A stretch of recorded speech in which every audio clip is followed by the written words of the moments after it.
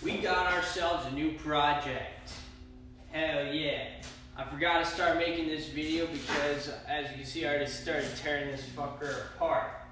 But we're trying to do a cheap budget build. And we already got the fenders taken off because, well, they're absolutely shit. They're junk. I mean, look at these. There's nothing left. There's not even a fender here. So, out with the old. We're gonna get some new fenders. I bought a used fender, but the fucker's rusted as well. So, what do? Time taking the box off. So, yeah, we're gonna take the box off. Now, help from some friends next door. We got the box off, and now it's time to start descaling this. We're gonna try to flake off all this rust. Get her all nice and clean. So yeah, our special tool, descaler.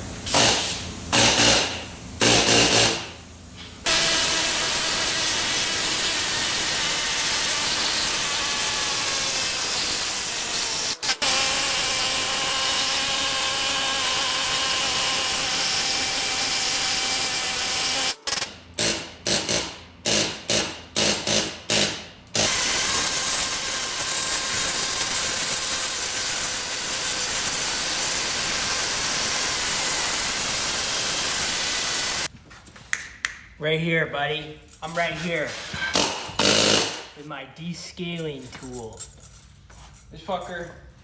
This thing, brat. Check this shit out.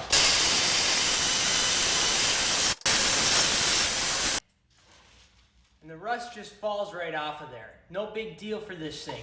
So go ahead, get yourself one, because you know what? They work great. And you know, you don't usually have to use one of these unless you're doing a lot of rust. But when you're doing it, this thing comes in handy. Because when that rust expands and it gets all flaky like that, instead of hammering on it, that's what this is doing. It's just taking all these little needles here, and they're pretty much just firing in and out like an air hammer. Because that's what this is an air hammer. But it's actually a, I forget what it's called, but it makes a noise. So it's a brat. It's another brat. It doesn't ooga, but it brat, you know? Brat. And with just a little bit of descaling, look at all that rust that fell off there. And a little bit of grinding too, we cleaned this thing up nice. So, as you can see here, we've got done descaling, and we finally have finished up our grinding. We did a little bit of grinding, sanding. Now we're gonna hit it with a little bit of rust converter, and it's gonna turn all that shit, it's gonna turn all of that grimy rust that's still on there into a black. And then we're gonna paint it, and it should look better than it was. We got a lot of rust here.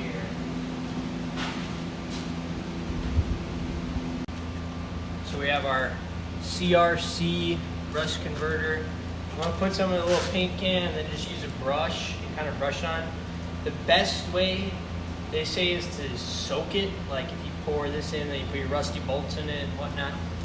This is a frame, so I don't have enough CRC for that. So we're just going to brush it on. Hopefully she worked good. We're going to clean it off, and hopefully it'll be ready to paint.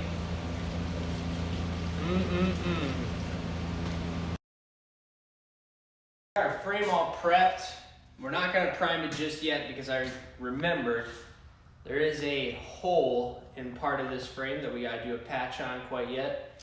And our hitch receiver we were going to fix and weld up because it got some rust holes in it, but went over to the storage to get my scrap metal to weld the frame, and I ended up having one of these, we had one of these laying around. I was going to go on my grandfather's pickup, but I stole it for this one because this is going to be the shop truck, and this is what's going to be doing most of the pulling and whatnot around here.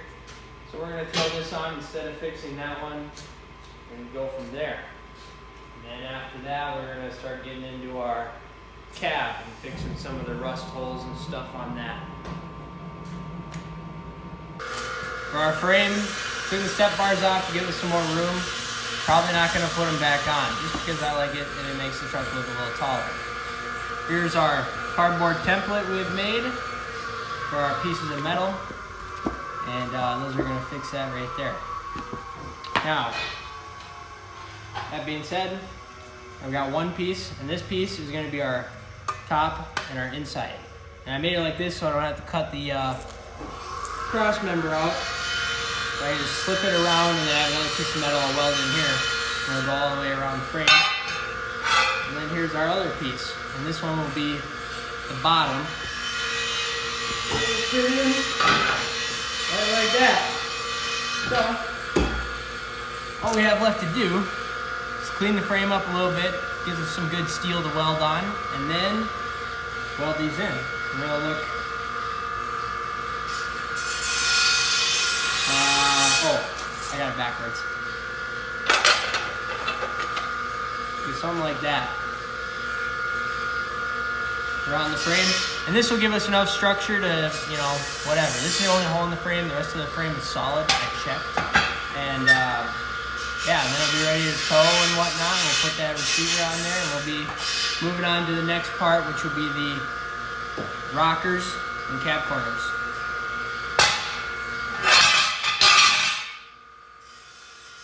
So now just give it a little tack into place. You can see how it's gonna cover that hole up, and then this is also gonna give it a little more structure as well, in case that point fails and crumbles. So I give it a little tack, if I can. Come on, guy, hurry up. And there you have it, all nice and welded in. I mean, it's not pretty, but it got strength. All right, so as you can see, we have cut our hitch receiver off, the one that was all rusted out, and we've painted it black. We also installed a new filler neck because when I went to clean it up, it exploded and broke it. So put a new one of those. We're gonna put a new lock ring in the fuel pump as well. Oh, and yeah, and then that'll wrap up this segment here. But that will conclude this part. We also got another fender, but you'll see that in the next video. And then in that video, we'll cover doing some metal work like cab corners, rockers, and then anything else we see, as well as starting to strip the cab and fix that. So we've covered frame repairs, welded up the holes in the frame and did a patch. We also cleaned the frame up and painted it black. And yeah, so now we're just, in the next one, we'll do some metal work on the cab, and after that, we'll be doing some body repairs on the bed that we have, and then we'll do some painting. But yeah, you'll have to wait for that.